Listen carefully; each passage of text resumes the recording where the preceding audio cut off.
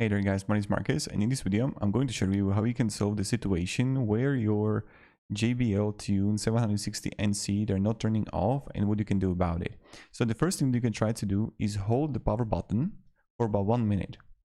So this is the first thing, just hold it for a longer time. So this is the first thing. The second thing is maybe you need to let it drain out. So this is another thing that you will solve by itself. Just let it completely drain out if it can be turned off. So, and another thing that you can try to do is to hold the minus and plus together for about 10 seconds. So press it together. And when you're gonna press it for 10 seconds, it's going to be powered off and then it's done.